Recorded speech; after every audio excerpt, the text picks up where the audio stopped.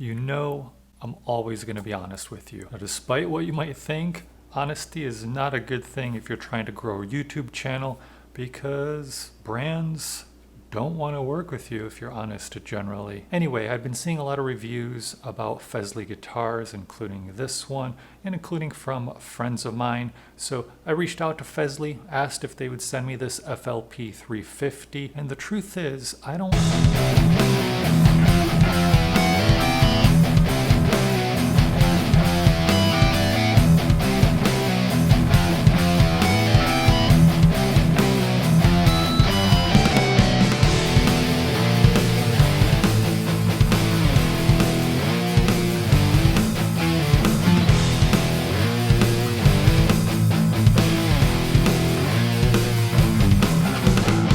Hey, it's Carl from Art of Shred.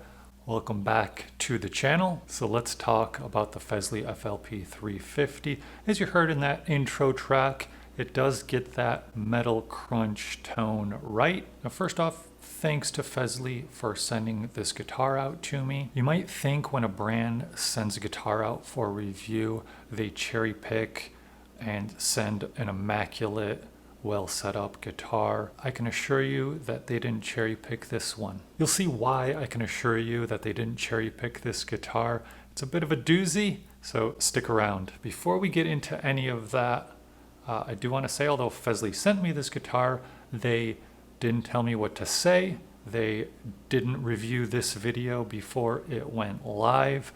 They did ask me to include some links and a discount code in the description, so I did that down below. Let's go back in time about 6 weeks to when I first got this guitar to the unboxing, so we can see the first issues I had with it.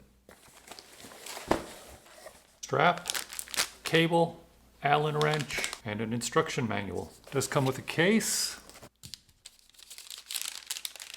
So one thing I already like about this QC card is it has the action off the 1st and 12th fret.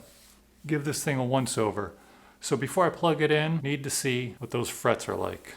So we've got some sharp frets. Yeah, probably about half the frets on the bottom are sharp. Maybe about 5 of them here. This is much worse. It's not to the point where I think it'll scratch you up too much like the Ibanez AX120 that I reviewed, but it's not great. I'd give it like a 6 out of 10 maybe off the top of my head. So we'll have to fix that. I will include a link in the description on how to fix up sharp frets. It's not difficult, but you do need a tool or two. All right, let's check the trusty fret action gauge. It's at over 2.5 millimeters at the low E and just about 2 at the high E. Much different than the QC. Okay, back to reality. Are you convinced yet that they didn't cherry pick sending me this guitar? Well, there's more, so stay tuned. First, let's talk specs. So this is a sub $200 guitar. The price just varies based on sales and promotions. It's got a poplar body, a mahogany neck, 24 3/4 inch scale length like a Les Paul.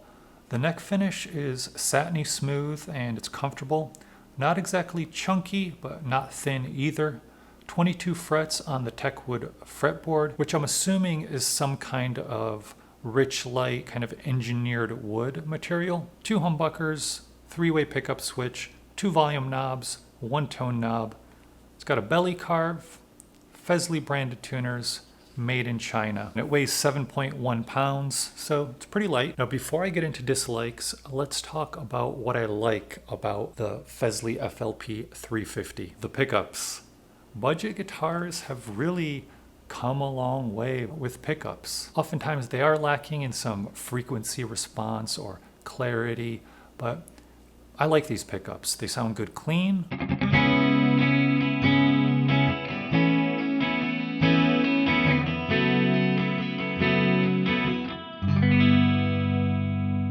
and they sound good dirty.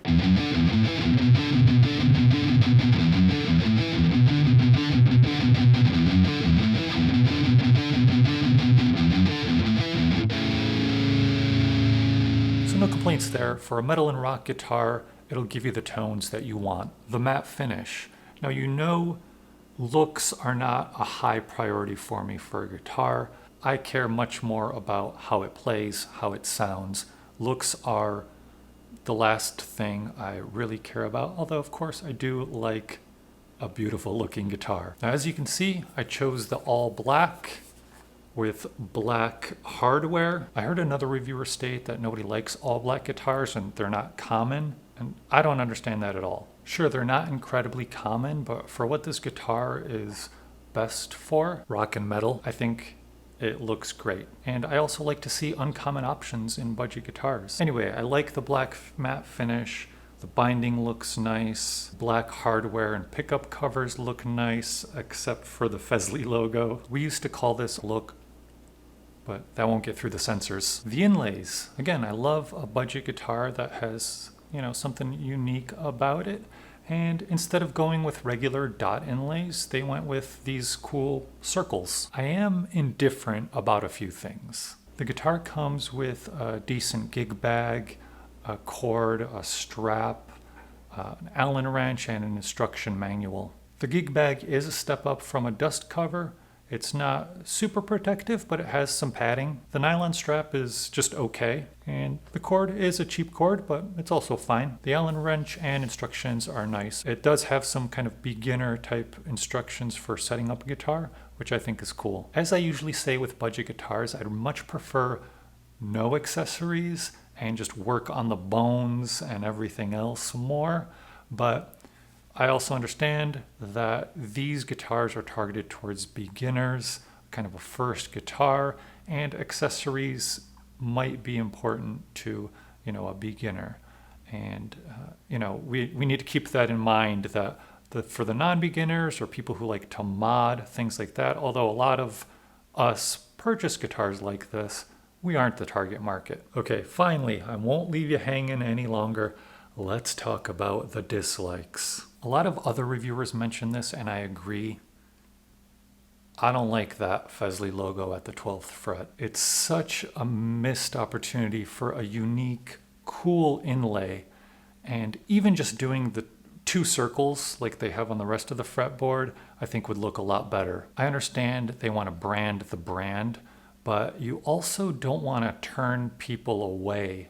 And I think overdoing it with the logos does turn people away. Sometimes more is not better. Next, this guitar came poorly set up, unfortunately. As you saw on the inspection card, this guitar supposedly had very low action, 1.5 millimeters at the high E at the 12th fret, 2 millimeters low E, 12th fret, but that was not at all the case. It had high action. There was also too much bow in the neck, so it did need a truss rod adjustment, about a quarter turn, so not a ton. And that did help a little bit with the string height, but I still needed to adjust the bridge down a little bit to get the string height to my liking. And as you saw in the unboxing, there were at least a dozen sharp frets.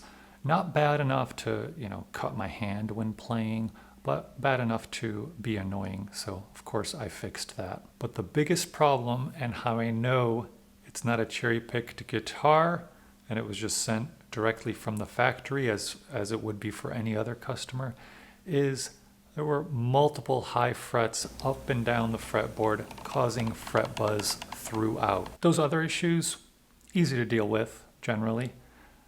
High frets, multiple high frets with lots of fret buzz, not as easy to deal with, unfortunately. The frets looked all seated properly, but anyway, I tried hammering them with a fret hammer just to see if that would be a quick fix.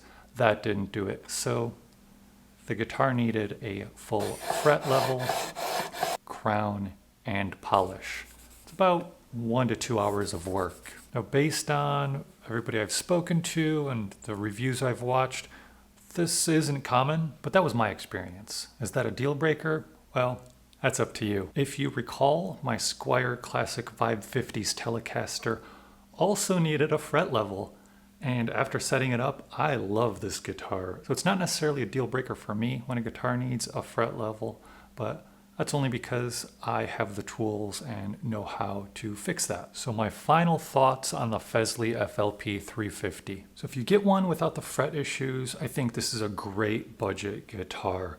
It looks cool, it feels good, it sounds good, it plays well, all of that. Again, I appreciate Fesley for sending the FLP350 out to me, and really kudos to any company that will send a guitar out, not cherry picking it, just sending it from the warehouse for a reviewer to review. That takes a lot of guts. I do appreciate it. I'm sure you appreciate it as well. So if you do want to give them a chance, I of course included links in the description. And of course, if you like these types of videos, like this video, subscribe, and more importantly, subscribe to Riff City because YouTube doesn't always seem to send new video notifications. Thank you for watching. See you next time. On to more sound demos.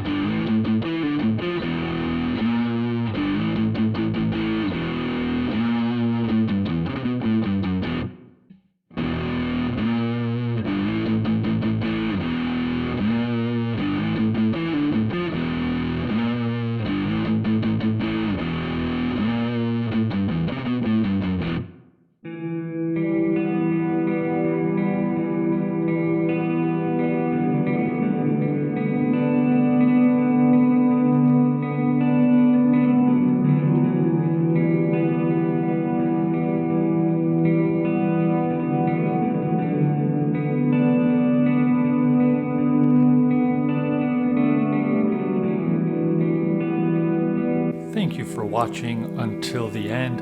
If you want to see more of these types of videos, of course, subscribe, and somewhere on this screen there's some other videos you might want to watch, and there should be a subscribe box here. I don't know how this works. Have a good one.